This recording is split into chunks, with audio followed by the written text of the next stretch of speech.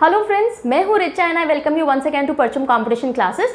Last class के अंदर जो वर्ल्ड मैप सीरीज हम कर रहे थे उसमें हमने oceans of the world start किए थे, जिसमें पैसिफिक ओशन यानी प्रशांत महासागर हमने कंप्लीट कर लिया था इन डिटेल। अगर आप में से कुछ लोगों ने नहीं देखा है या आपका पहला वीडियो है या आप चैनल पे नए हो तो डिस्क्रिप्शन बॉक्स में लिंक देख लीजिए, नहीं तो प्लेलिस्ट है वर्ल्ड मैप सीरीज के नाम से, उसमें जाकर के आप देख सकते हैं। ठीक है, सो चलिए स्टार्ट करते हैं आज की class which is on Atlantic ocean यानी कि अटलांटिक महासागर। सो बेसिक से स्टार्ट करेंगे। तो चलिए, सेकेंड लार्जेस्ट ओशन है Atlantic ocean, is the second largest ocean यानी कि दूसरे नंबर का सबसे बड़ा महासागर है। सबसे पहला कौन सा था? पैसिफिक ओशन था। एरिया कितना है अटलांटिक ओशन का? 10,64,60,000 स्क्वायर किलोमीटर। 10,64,60,000 स्क्वायर किलोमीटर यानी 10,64,60,000 स्क्वायर किलोमीटर इसका टोटल एरिया है। और ये देख लीजिए, ये पूरा इधर ये एस शेप में जो आपको ये पूरा ओशन दिख रहा है, ये अटलांटिक ओशन है।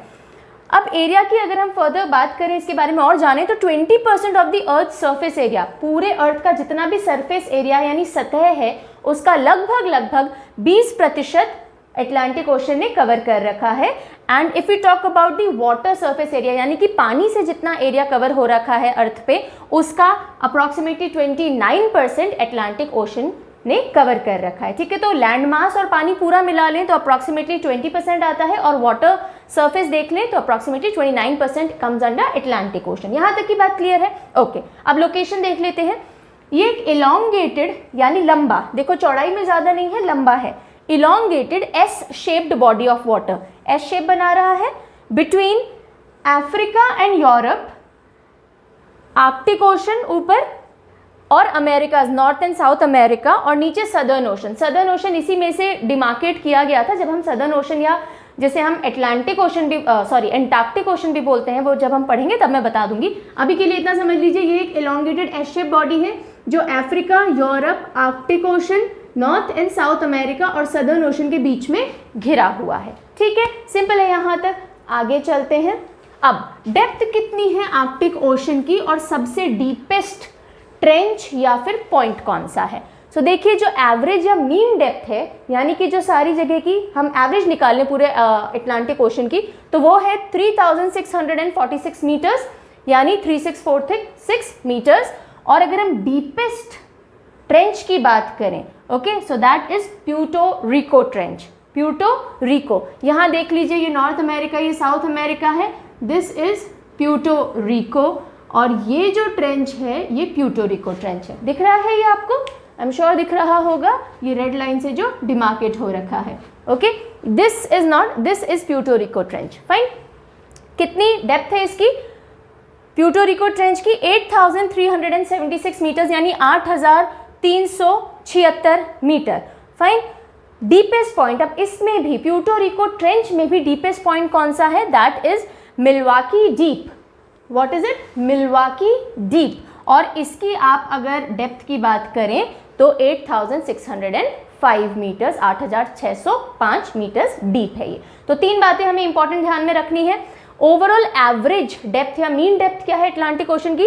3646 मीटर्स। उसमें भी डीपेस्ट ट्रेंच कौन सा है? तो वो है प्यूर्टो रिको। अब आपको इस जगह से याद रह जाना चाहिए। ठीक है, सो प्यूर्टो रिको ट्रेंच, और उसमें भी मिल तक नहीं पाओगे आप, इतना डीप है वो, उससे जाके कभी मिल नहीं पाओगे, बहुत डीप है, तो Milwaukee. Fine, so Milwaukee Deep is that point 8605 metres. और डीपेस्ट ओशन कौन सा है वैसे? वो भी पैसिफिक ओशन यानी प्रशांत महासागर है। ठीक है, सो ये डेप्थ में भी दूसरे नंबर पे है और लार्जेस्ट होने के कॉन्टेक्स्ट में भी दूसरे नंबर पे। फाइन, आगे चलते हैं। बहुत सारे इंटरेस्टिंग फैक्ट्स हैं अटलांटिक ओशन के बारे में। हमें ये तो पता है दूसरे नंबर पे आता है, लेकिन बहुत सारी चीज़ों में पहले नंबर पे भी आता है। वो कौन कौन सी बातें हैं जल्दी से जानते हैं। यंगेस्ट ओशन है अर्थ का, राइट? जितने भी ओशंस क्रिएट हुए हैं उनमें से ज्योग्राफिकली अगर हम बात करें तो यंगेस्ट ओशन माना जाता है। जब पैंजिया जो सुपर कॉन्टिनेंट था, जब वो टूटा था, ऐसा मानते हैं that around 180 million years ago सबसे लास्ट में जो बना है महासागर या ओशन वो है अटलांटिक ओशन, जो कि साउथ और यूरोप अफ्रीका और यूरोप और नॉर्थ एंड साउथ अमेरिका के बीच में क्रिएट हुआ है after division of that major continent, ठीक है। पैंजिया आपको कभी और डिटेल में पढ़ाएंगे, अभी इतना समझ लीजिए। अब ये चीज़ समझ में आ गई, यंगेस्ट ओशन कौन सा है, बहुत बहुत बच्चों जैसा है, अभी तो ये 180 मिलियन ईयर्स पुराना ही है बस, ठीक है। चलिए नेम्ड, अच्छा कई जगह पे आपको ये मिलियन ईयर्स में डिफरेंस दिखेगा, but this is the authenticated one, 180 million साल करीब करीब, नया या पुराना आप कुछ भी बोल लीजिए। अब इसका नाम अटलांटिक ओशन नाम कहाँ से पढ़ा, ये एक ग्रीक माइथोलॉजी से पढ़ा है, जहाँ पे एटलांटिस थलासा इसको कहा गया है, एटलांटिस थलासा, जिसका मतलब होता है सी ऑफ एटलस, ठीक है। ये माइथोलॉजी की पूरी स्टोरी है, अभी तो नहीं सुनाएंगे, क्लास इसी में निकल जाएगी। अभी मोटा मोटा इतना समझ लीजिए कि ग्रीक माइथोलॉजी से इसको इसका नाम मिलता है, जिसमें इसके लिए वर्ड यूज किया गया है एटलांटिस थलासा, एटलांटिस थलासा, जिसका मतलब होता है sea of Atlas. Sea of Atlas से एटलांटिस या एटलांटिक ओशन पड़ गया, ओके। चलिए again a very important point, saltiest ocean है, यानी कि नमक का कंटेंट यहाँ के पानी में सारे ओशंस के मुकाबले सबसे ज़्यादा है, सबसे खारा ओशन है यानी महासागर है। Salinity on the surface water, अब देखो सतही पानी, जो सरफेस पे वाटर होता है, सतही जल, और अंदर जो होता है उनमें भी सैलिनिटी डिफरेंस होता है, हम सिर्फ सरफेस वाटर की बात कर रहे हैं। So salinity of the surface water is nearly 33 to 37 parts per 1000। Ppm एक यूनिट होती है सैलिनिटी मेजर करने की। सो यहाँ पे सरफेस वाटर की सैलिनिटी कितनी है, 33 to 37 यानी 33 से 37 पीपीएम तक है। अब देखो कोई भी आप ओशन लोगे ना, जो इक्वेटर के पास वाला पानी होगा वो कम खारा होगा, क्योंकि वहाँ पे बारिश वगैरह बहुत होती है, तो फ्रेश वाटर मिल जाता है। अगर आप सबसे ज़्यादा खारे की बात करोगे तो जो सब ट्रॉपिकल एरियाज होते हैं ना, क्योंकि वहाँ पे इवेपोरेशन भी बहुत होता है, बारिश कंपैरेटिवली कम होती है इक्वेटर के कॉन्टेक्स्ट में, तो मैंने जनरली बता दिया, ओके। जब हम कभी वाटर करंट्स या फिर क्लाइमेट वगैरह पढ़ेंगे तब इसके बारे में बात कर लेंगे। अभी सिर्फ इतना समझिए, सॉल्टीएस्ट ओशन है, यंगेस्ट ओशन है, और इसका नाम ग्रीक माइथोलॉजी में एटलांटिस थलासा से लिया गया है। चलिए हाईएस्ट टाइड्स, पूरी दुनिया में अगर किसी महासागर या ओशन में टाइड समझते हैं, ऊंची ऊंची लहरें उठना, सो हाईएस्ट टाइड्स अगर किसी ओशन में उठते हैं तो वो भी अटलांटिक ओशन में ही उठते हैं, और कुछ tides as high as 50 feets तक जाते हैं, some are as high as 50 feets, सोच लीजिए, ठीक है। मैं अप्रॉक्सीमेटली 5 फीट की हूँ, 5 फीट 1 इंच समथिंग, सो मेरे 10 गुना ऊंचे तक टाइड्स जाते हैं, राइट। नेक्स्ट, अटलांटिक ओशन में आइसबर्ग्स बहुत कॉमन है, राइट। और टाइटैनिक मूवी हमने देखी थी, उसमें जिस आइसबर्ग से डूब करके शिप आइसबर्ग से टकरा करके शिप डूबा था, वो आइसबर्ग भी अटलांटिक ओशन का ही था, हाँ। सो 1912 में टाइटैनिक, जो कि मानी जाती थी कभी नहीं डूबेगी, अटलांटिक ओशन के आइसबर्ग ने उसे भी डुबो दिया। So it is known for iceberg formation. World की richest fishing waters Atlantic Ocean में ही पाए जाते हैं, यानी कि यहाँ के पानी में मछलियाँ बहुत होती हैं, फिशिंग के लिए पानी बहुत अच्छा है। ऑल्सो नेचुरल गैस और ऑयल डिपॉजिट्स में भी अटलांटिक ओशन जाना जाता है, क्योंकि जो, चलो बता देती हूँ, मैंने सोचा था अभी इतना डिटेल में नहीं लेंगे। कॉन्टिनेंटल राइज समझते हैं, जैसे ये समुद्र का तट है और ये कॉन्टिनेंट है, तो इसके बीच में ये एक ग्रेडियंट आता है, यानी धीरे धीरे ये तल ऊपर उठना चालू होता है, और यहाँ पे वो सारे सेडिमेंट डिपॉजिट होते हैं जो नदियाँ वदियाँ लेकर के आती हैं, ठीक है। तो ये जो अटलांटिक ओशन है, इसका largest drainage area Atlantic ocean का ही है, मतलब कितनी नदियाँ, कितने सागर इसमें पानी लेकर के आते हैं, अगर उन सबका ड्रेनेज एरिया काउंट कर लें तो सबसे ज़्यादा ड्रेनेज एरिया कौन से महासागर से जुड़ा हुआ है, अटलांटिक ओशन से जुड़ा हुआ है। ड्रेनेज बेसिन की बात नहीं कर रही हूँ, ड्रेनेज बेसिन का मतलब होता है ये पूरा ओशन है ना, ये वाला जो पूरा एरिया है इसको बोलते हैं ड्रेनेज बेसिन, इसकी बात नहीं कर रही हूँ, ये तो पैसिफिक ओशन का सबसे बड़ा है। ड्रेनेज एरिया, कितना पानी लेकर के जो सारी वाटर बॉडीज आ रही हैं उन सब का एरिया अगर हम देख लें, सो that is the Atlantic ocean. और वो जब इतना पानी लाती है, अपने साथ में सेडिमेंट्स लाती हैं, तो यहाँ पे वो सारे सेडिमेंट इकट्ठे होते हैं, इसलिए कॉन्टिनेंटल राइज भी अटलांटिक ओशन का अच्छा माना जाता है। और इन्हीं इलाकों में, इसी एरियाज में पेट्रोलियम, नेचुरल गैस वगैरह पाए जाते हैं। उनको निकाल पाना हालांकि डिफिकल्ट है, अटलांटिक ओशन बहुत ईजी ओशन नहीं है, टाइड्स एंड एवरीथिंग है, डिफिकल्टी देता है। एनीवेज, सो ये मैंने आपको ये एडिशनल इन्फॉर्मेशन दे दी है, फाइन। सो यहाँ तक की बात क्लियर हो गई, यंगेस्ट है, सॉल्टीएस्ट है, और हाईएस्ट टाइड्स इसमें होते हैं, और रिचेस्ट इन फिशिंग वाटर्स है, आइसबर्ग के लिए कॉमन है, और ग्रीक माइथोलॉजी से इसका नेम लिया गया है। आगे चलते हैं, मोर इंपॉर्टेंट फैक्ट्स।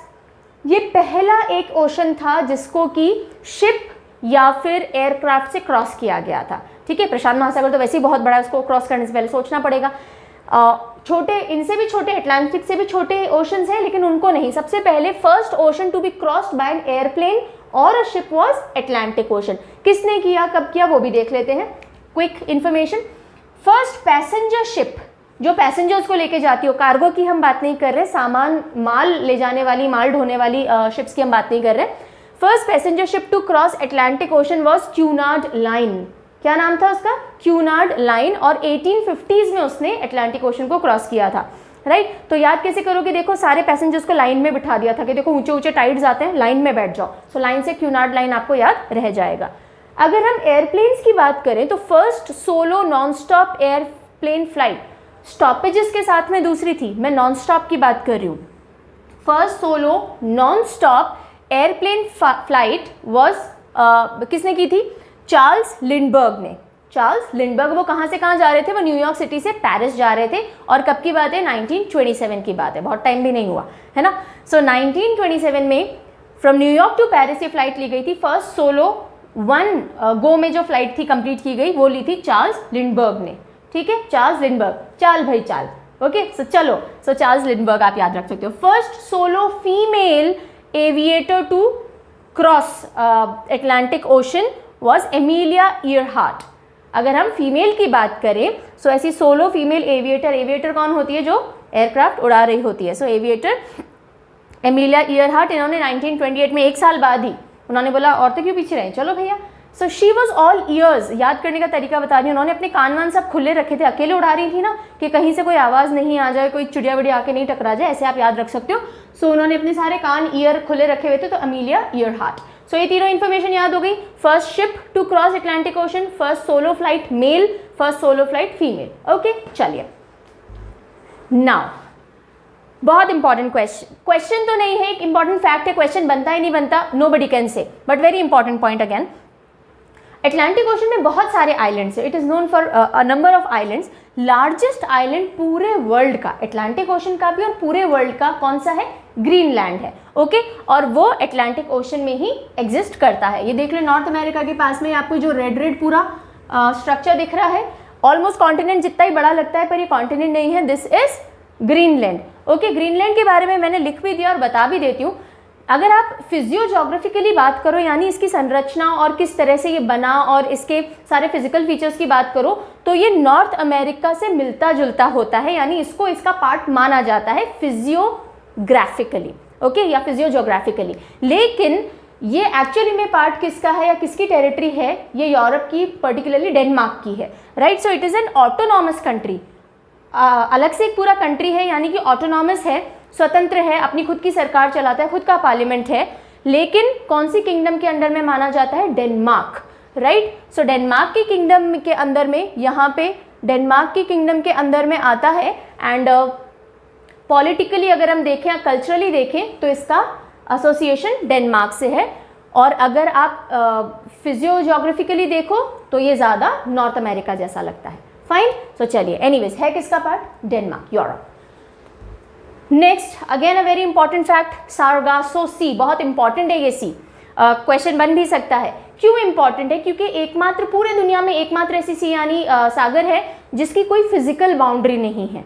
ठीक है, पूरे ओशन में ये एक बीच में सी है। यहाँ देखो, ये नॉर्थ एंड साउथ अमेरिका आ रहे हैं, पूरा नॉर्थ अटलांटिक ओशन है, और ये वाला जो आपको ये दिख रहा है, this is Sargasso Sea. Okay, Sargasso Sea, कोई फिजिकल बाउंड्री नहीं है कहीं से भी, पर फिर भी इसको अलग वाटर बॉडी ट्रीट किया जाता है। अब क्यों ऐसा है, तो एक सारगासम, मैंने यहाँ लिखा भी, if I am not wrong लिखा है, सारगासम सीवीड है एक। अब हिंदी में तो सॉरी मैंने इस बार इसका टर्म देखा नहीं। सो सारगासम सीवीड के होने की वजह से इसी इलाके में सारगासम सीवीड होता है, और वो ब्राउन ब्राउन कलर की पूरी लेयर बना देता है, और यहाँ का पानी भी डिफरेंट दिखता है, तो इसका एक डिमार्केशन हो रखा है। प्लस वाटर करंट्स का भी इससे लेना देना है। वाटर करंट्स में अभी हम डिटेल में नहीं जाएंगे, जब कभी वाटर करंट्स का चैप्टर पढ़ेंगे तब मैं बता दूंगी। Okay, so Sargasso Sea is the only sea in the world without any shore, कोई भी तट नहीं है इस सागर का, and it is present in Atlantic Ocean. It is distinguished from other parts of Atlantic Ocean by its characteristic brown sargassum seaweed. इसके अंदर पर्टिकुलरली ब्राउन कलर की सार्गासम सीवीड होती है जो पूरे अटलांटिक ओशन में और कहीं नहीं मिलती, सिर्फ इस एरिया में मिलती है और इसी से इसकी पहचान होती है कि सार्गासो सी है। और इसका कलर भी जो है वो शांत ब्लू कलर का, मतलब एकदम इसका ब्लू कलर भी थोड़ा डिफरेंट होता है। ये देखो आपको सार्गासो, अगर आपको यहाँ दिख रहा हो ये ब्राउन ब्राउन स्पॉट्स दिख रहे हैं, ये वो सीवीड है जो इसके सरफेस पे तैरती रहती है। ओके, चलिए अब अगेन वेरी इंपॉर्टेंट, जो भी हमने डाला है सब इंपॉर्टेंट है। Busiest ocean of the world कौन सा है? ट्रेड एंड कॉमर्स की अगर हम बात करें, जहां से बहुत सारे शिप्स एंड ट्रेड्स एंड सब चलता रहता हो, तो busiest ocean of the world है अटलांटिक ओशन, अटलांटिक महासागर। क्यों? सबसे पहला रीजन है कि इसकी इंडेंटेड कोस्ट लाइन है। इंडेंटेड समझते हैं, यानी टेढ़ी मेढ़ी अंदर तक गई हुई कोस्ट लाइन, यानी समुद्र तट रेखा। फाइन। सो यहाँ अगर आप देखो इस पूरे एरिया में यहाँ पे ये इतनी इंडेंटेशन हो रखी है, यानी समुद्र का पानी लैंड मास तक अंदर तक जाता है। ओके, तो जो शिप्स हैं उनको रूट मिल जाता है कॉन्टिनेंट के बॉर्डर तक, यानी कि कोस्ट तक पहुंचने का, तो सामान ढोना और आगे पहुंचा के खाली करना इजी हो जाता है। जहां समुद्र मेनलैंड से बहुत दूर तक जा रहा है, मेन सिटी में पोर्ट तक अंदर नहीं आ रहा, वहां ट्रेड इतना इजी नहीं होता, राइट। सो पहला रीजन है इंडेंटेड कोस्ट लाइन है, और दूसरा रीजन है कि दो बहुत डेवलप्ड रीजन्स के बीच में ये एग्जिस्ट करता है। एक तो है नॉर्थ अमेरिका इस तरफ और उधर है यूरोप, और इसलिए ट्रेड एंड कॉमर्स के लिहाज से बहुत इंपॉर्टेंट है। बहुत सारे straits and gulfs and seas हैं, और दो बहुत डेवलप्ड नेशंस हैं, तो ट्रेड का आदान प्रदान होता रहता है। So because of these two reasons इस वजह से पॉसिबल हो पाता है, और इस वजह से ट्रेड एंड कॉमर्स को बढ़ावा मिलता है। So busiest ocean of the world कौन सा है? Atlantic Ocean. Okay, all right. अच्छा, यहाँ पे ना इसमें ये देख लो, ये वैसे तो मैंने आपको बता दिया मिल्वाकी द्वीप ना, जो हमने पढ़ा था प्यूर्टो रिको ट्रेंच, तो मिल्वाकी द्वीप का पॉइंट इसमें मार्क हो रखा था। आई थॉट मैं आपको दिखा दूँ, ठीक है। तो यहाँ पे पड़ता है मिल्वाकी द्वीप, यहीं पे प्यूर्टो रिको है और वो प्यूर्टो रिको ट्रेंच है, उसमें मिल्वाकी द्वीप। रिविजन होता रहे अलग अलग, जहाँ भी हमें कुछ भी दिखता है तो अच्छा है ना। चलिए अब हम आते हैं कैनकन रीफ पे। जैसे कि हमने पढ़ा था जब हम पैसिफिक ओशन कर रहे थे, ग्रेट बैरियर रीफ, राइट, वो कहाँ थी? क्वींसलैंड के ईस्ट कोस्ट ऑफ शोर थी, ऑस्ट्रेलिया में। वो लार्जेस्ट ग्रेट बैरियर रीफ थी। सेकंड नंबर की अगर कोई बैरियर रीफ है वर्ल्ड में, तो वो है कानकन रीफ। ओके, काकन रीफ या कैनकन रीफ कहाँ पर पड़ती है?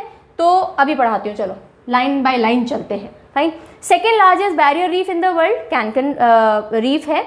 इसको मीजो अमेरिकन रीफ सिस्टम भी कहा जाता है, Meso American reef system. Fine. कहाँ पड़ता है अब आप देख लीजिए, ये आपको मैप दिख रहा है, राइट। सो ये मेक्सिको वाला हिस्सा है। मेक्सिको में यहाँ पे ये है कैनकन। ओके, और इसका अगर हम बड़ा करके आपको ये दिखा दें, सो ये मेक्सिको वाला हिस्सा था, ये जो आपको ये दिख रहा है येलो येलो डॉट के बीच वाला हिस्सा, ये पूरा कैनकन रीफ है। Fine. So spread over a length of almost 1000 kilometres, और नॉर्थ अमेरिका के बिल्कुल डाउन में मेक्सिको, कैनकन से लेकर के और इधर हॉन्डुरास तक, गल्फ ऑफ हॉन्डुरास तक पूरा ये एजेस पे, ओके, ईस्ट कोस्ट वाली एजेस के पास में ऑफ शोर, यहाँ पे पूरी ये रीफ सिस्टम है। बस इसमें और कुछ नहीं बताना है आपको, ये पता होना चाहिए सेकंड लार्जेस्ट रीफ कौन सी है। Okay, so second largest barrier reef कैनकन reef है। कहाँ लाई करती है? ये मेक्सिको की कोस्ट पे लाई करती है, और बस इसमें और कुछ इंपॉर्टेंट अभी नहीं है। फिर आते हैं Bermuda triangle, again a very important and a controversial topic. Bermuda triangle अपने बदनाम है ना, बहुत बदनाम है। अब तो फिर कम हो गया, पहले बहुत था। बर्म्यूडा ट्राइंगल बेसिकली है क्या, पहले वो जानते हैं, फिर इसकी कंट्रोवर्सी की बात करेंगे। एक ट्राइंगल एरिया है, मतलब लगभग ट्राइंगल अनुमान से माना गया है। Okay, so triangle area between Miami Florida, Bermuda and San Juan Puerto Rico. So देखिए, आई डोंट नो आपको यहाँ कितना दिख रहा होगा, बट ओके, ये प्यूर्टो रिको है, इसमें सैन जुआन, देन यहाँ पे ये बर्म्यूडा, और ये फ्लोरिडा के मायामी, इनके बीच में ये वाला जो ट्राइंगल एरिया है, अब दिखा आपको जो मैंने मार्क किया है। सो ये जो लगभग ट्राइंगल एरिया है, इस एरिया को, इस वाले पूरे पानी वाले एरिया को कहते हैं बर्म्यूडा ट्राइंगल। ओके, इसके दूसरे नाम भी हैं जैसे कि डेविल्स ट्राइंगल या हरिकेन एले। ओके, डेविल्स ट्राइंगल क्यों कहते हैं? क्योंकि इसको रिस्पॉन्सिबल माना जाता है बहुत सारी मिस्टीरियस चीज़ों के लिए, जैसे कि शिप्स यहाँ से गायब हो जाती हैं या फिर एयर क्रैशेस बहुत यहाँ होते हैं। प्लेन उड़ रहा है इस पॉइंट तक तो उसकी ट्रेसिंग हुई, इसके बाद गायब हो गया। शिप्स यहाँ से जा रही हैं उसके बाद गायब हो गई। सो इस एरिया को माना जाता है कि डेविल्स एरिया है। यहाँ पे कुछ या तो सुपर नेचुरल शक्तियाँ काम करती हैं या फिर कुछ एक्स्ट्रा टेरेस्ट्रियल यानी कि अर्थ से बाहर के कुछ शक्तियाँ यहाँ काम करती हैं, ऐसा माना जाता था पहले बहुत ज़्यादा। बहुत सारे साइंटिस्ट ने इसके ऊपर रिसर्च करके प्रूव किया है कि यहाँ ऐसा कुछ भी नहीं है। रेगुलर बेसिस पे यहाँ से शिप्स की आवाजाही होती है, बिकॉज ये अगेन एक इम्पॉर्टेंट ट्रेड एंड कॉमर्स वाला पूरा रीजन पड़ता है ओशन का। सो बहुत सारी शिप्स जाती हैं, ऊपर से एयर फ्लाइट्स बहुत जाती हैं, कुछ गायब नहीं होता। सो साइंटिस्ट बोलते हैं इट इज़ परफेक्टली नॉर्मल, यहाँ कुछ भी एबनॉर्मल नहीं है। पर पहले बहुत सारे मिथ्स वो सब चलते थे। सो इसलिए बर्म्यूडा ट्राइंगल फेमस है ये पूरा एरिया। आपको तीनों नाम याद रखने होंगे, फ्लोरिडा में मायामी, प्यूर्टो रिको में सैन जुआन और Bermuda. Okay, so Florida, Bermuda and Puerto Rico, ये तीनों आप ध्यान रखेंगे। फाइन, आगे चले। इसमें और कुछ बताना है? नहीं बताना? चलिए, अब आते हैं mid Atlantic ridge. Mid Atlantic ridge is very important. कई बच्चों ने क्वेश्चन किया था जब पैसिफिक ओशन मैंने पढ़ाया कि मैम पैसिफिक ओशन क्यों सिकुड़ रहा है या घट रहा है साइज में, बाकी ओशंस क्यों नहीं कंडेंस हो रहे या श्रिंक हो रहे हैं, अटलांटिक ओशन क्यों बढ़ रहा है, वो श्रिंक क्यों नहीं हो रहा। सो उसका आंसर अब आज आपको मिलेगा मिड अटलांटिक रिज में। ठीक है, मिड अटलांटिक रिज क्या है? अधिकतर पार्ट इस रिज का, रिज क्या है? बेसिकली माउंटेन एरिया है। ठीक है, एकदम ऐसी माउंटेन्स ही बोलेंगे हम, अंडर वाटर माउंटेन्स हैं बेसिकली। अर्थ जो बेसिन है ना, ओशन का जो तल है, वहाँ आपको पता है टेक्टोनिक प्लेट्स होती हैं, वो मीट करती हैं। वो प्लेट्स जब दूर होती हैं तो जितना भी मैग्मा होता है अर्थ के कोर से वो बाहर आना शुरू होता है। जब वो बहुत ज़्यादा बाहर आके डिपॉजिट होने लग जाता है तो रिजेस या माउंटेन्स फॉर्म होने लग जाती हैं। ठीक है, वही जब बहुत ऊंची हो जाती है तो पानी के बाहर आने लग जाती है। सो ये उतनी ऊंची नहीं है कि पानी के बहुत ज़्यादा बाहर आई हो, एकदम बाहर एविडेंट हो गई हो। कई कई जगहों पे आई हैं, 3 किलोमीटर तक ऊंची भी हुई है ये Mid Atlantic Ridge, but mostly under water है। Fine, so mostly under water mountain system form by plate tectonics. Divergent plate boundary, देखो कन्वर्जेंट होती है जब दो प्लेट आपस में टकराती हैं, एक ऊपर और एक नीचे चली जाती है, और डाइवर्जेंट होती है जब दो प्लेट खिसक जाती हैं थोड़ा दूर और अंदर से मैग्मा निकल आता है, लावा मैग्मा जो भी आप बोलो। ओके, और वो बिछ जाता है और धीरे धीरे सख्त होकर के वो कुछ ना कुछ शेप्स ले लेता है। तो जब ज़्यादा क्वांटिटी में आ जाता है तो माउंटेन्स या रिजेस बनाता है। ठीक है, ये 1950s में डिस्कवर हुई थी। अच्छा, पहले बता दूं तो जितना जितना वो रिजेस इकट्ठी होती जा रही हैं, क्या कर रही हैं वो प्लेट्स को दूर दूर शिफ्ट करती जा रही हैं। और ठीक है, जब प्लेट्स शिफ्ट होंगी तो ऑब्वियसली अटलांटिक ओशन पहले इतने एरिया में था, अब प्लेट शिफ्ट हो रही है कॉन्टिनेंटल प्लेट्स, तो कॉन्टिनेंट्स थोड़े दूर होंगे, यानी अटलांटिक ओशन विस्तृत हो जाएगा, थोड़ा और ब्रॉड हो जाएगा। और इस साइड आता है पैसिफिक ओशन, तो पैसिफिक ओशन की तरफ जब कॉन्टिनेंट खिसकेगा तो पैसिफिक ओशन श्रिंक हो जाएगा। This is how things are working. और डिटेल में जब प्लेट टेक्टोनिक्स पढ़ेंगे तब बताएंगे, अभी के लिए कॉन्सेप्ट समझ में आ गया। चलिए, और पैसिफिक ओशन मैंने बताया था approximately 1 inch per year shrink हो रहा है, Atlantic Ocean 1 inch per year ही ब्रॉड हो रहा है। ठीक है, तो बहुत स्लो प्रोसेस है, बदल हो रहा है। So mid Atlantic ridge discover की गई थी 1950s में, और ये कहाँ से कहाँ तक है वो एक बार देख लेते हैं। फोटो अभी मैं दिखाऊंगी, पहले समझ लो। रन्स फ्रॉम 87 डिग्री नॉर्थ, यानी कि नॉर्थ पोल से करीब 333 किलोमीटर साउथ से चालू होती है और नीचे जाती है 54 डिग्री साउथ तक, यानी कि जो 60 डिग्री साउथ पे आपका अटलांटिक ओशन एंटार्क्टिक ओशन चालू हो जाता है। अटलांटिक बोल बोल के मुंह पे अटलांटिक ही आ रहा है। 60 डिग्री साउथ से आपका आर्कटिक ओशन चालू हो जाता है, तो आर्कटिक ओशन से बस थोड़ा सा ऊपर 54 डिग्री साउथ सब आर्कटिक जोन या सब आर्कटिक रीजन में जाके खत्म हो जाती है, just north of the coast of Antarctica. ठीक है, and Atlantic basin is growing at the ridge, जो कि मैंने आपको बताया, रिज से अटलांटिक बेसिन बढ़ रहा है at a rate of about 2.5 centimetre per year 1 inch in the east west direction. लंबाई में नहीं बढ़ रहा है, ऐसे बढ़ रहा है क्योंकि रिज लंबाई में है और वो रिज की चौड़ाई धीरे धीरे बढ़ रही है, वो प्लेट्स को धक्का दे रही है। अब यहाँ फोटो देख लो। ओके, सो ये है अमेरिकाज, ये है यूरोप एंड अफ्रीका, और ये आ रही है वो रिज, ठीक है, ये दिख रही है लाइन आपको लाइट कलर की, this is that ridge, mid Atlantic ridge. Fine, clear, okay. Under water mountain systems ना वर्ल्ड के सबसे बड़े माउंटेन सिस्टम्स हैं, उनमें से एक ये मिड अटलांटिक रिज है। चलिए अब हम आते हैं कि अटलांटिक ओशन अलग अलग ओशंस को कहाँ ज्वाइन करता है या उनकी मीटिंग कहाँ होती है। So Atlantic Ocean joins Arctic, Arctic Ocean से कहाँ कहाँ मिलता है, तो 4 पॉइंट्स हैं जहाँ से अटलांटिक और आर्कटिक ओशन मिलता हो। ये देखिए, ये है अटलांटिक और ये रहा हमारा आर्कटिक। फाइन, सो 4 पॉइंट, सबसे पहला है डेनमार्क स्ट्रेट, फिर है Greenland Sea, Norwegian Sea and Barents Sea, ठीक है। सो ये देख लीजिए, ये आ रहा है डेनमार्क स्ट्रेट एक, ये आ गई ग्रीनलैंड सी दूसरा, ये है नॉर्वेन सी तीसरा, और ये रही बैरेंट्स सी चौथा, ठीक है। ये 4 जगह से पानी जा करके और अटलांटिक ओशन से आर्कटिक ओशन की मीटिंग होती है। Fine, so Denmark, Greenland, नॉर्वेन and Barents, अगर आप इनको अल्फाबेटिकली लगा के याद करना चाहो तो BDGN। फाइन, BDGN से आप याद करने की ज़रूरत, मैं ज्योग्राफी और पर्टिकुलरली मैप के थ्रू अगर हम ज्योग्राफी याद कर रहे हैं तो टेक्निक की ज़रूरत नहीं होनी चाहिए। Everything is evident on map, और धीरे धीरे आपको सारी सी वगैरह सब याद हो जाएंगी, सारे स्ट्रेट्स याद हो जाएंगे, क्योंकि क्लासेस लेके आएंगे हम इन चीज़ों के ऊपर, इसलिए मैं technique, I really do not prefer मैं इन चीज़ों में टेक्निक डालूं, ठीक है। चलो फिर हम आते हैं अटलांटिक इंडियन ओशन से कहाँ मीट करता है, राइट। ये अटलांटिक है और यहाँ पे इस तरफ इंडियन ओशन है, सो इनकी मीटिंग कहाँ होती है, in the south east Atlantic merges into Indian Ocean 20 degree east meridian पे, सीधी सी बात है, सीधी बात, नो बकवास, ठीक है। सो ये देखो, ये था 0 डिग्री प्राइम मेरिडियन वाली लाइन, ये आ रही है, इसके बाद ये 30 डिग्री वाली आ रही है, तो यहाँ आप ये देख रहे हो, यहाँ डार्क साइड है, यहाँ लाइट साइड है, हाँ, तो ये है हमारी 20 डिग्री ईस्ट मेरिडियन, क्योंकि प्राइम मेरिडियन के ईस्ट में पड़ रही है। यहाँ पे अटलांटिक ओशन इंडियन ओशन से मर्ज होता है।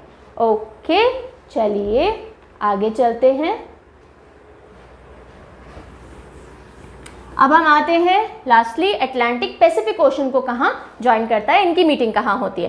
तो अगर हम नेचुरल मीटिंग की बात करें, जहाँ नेचुरली पानी आपस में मिक्स होता है आकर के, तो ड्रेक पैसेज है। ड्रेक पैसेज हमने पैसिफिक में भी पढ़ा था, पैसिफिक अटलांटिक से कहाँ मिलता है। सो ये देख लीजिए, ये अटलांटिक ओशन है और ये साउथ अमेरिका के इधर नीचे से ये रेड रेड आपको जो एरोज दिख रहे हैं, ये पूरा ड्रेक पैसेज है। एंड केप हॉर्न वाले एरिया में पैसिफिक और अटलांटिक ओशन की मीटिंग होती है। ड्रेक पैसेज में भी केप हॉर्न जगह डिसाइसिव मानी जाती है, that here Pacific Ocean and Atlantic Ocean waters meet, ठीक है। ड्रेक पैसेज पहले भी पढ़ा था, इसलिए वापस डिटेल में कुछ बताने जैसा है नहीं। और वो तो था नेचुरल, ये है artificial, Panama canal, right.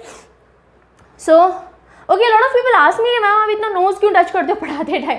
I am allergic to छोटी छोटी चीज़ें, डस्ट हो गया या फिर अ लिटिल स्वेट और something, so that is why my nose start अजीब सा सेंसेशन देने लग जाती है, इसलिए I have to touch it, cannot help. चलिए, so Panama canal north and south America's के बीच में, ये पूरा पनामा वाला ये पूरा आपको दिख रहा है, राइट। एक तरफ कैरेबियन सी है, ये आगे अपने अटलांटिक ओशन वाला साइड, ये अपना पैसिफिक ओशन वाला साइड आ गया।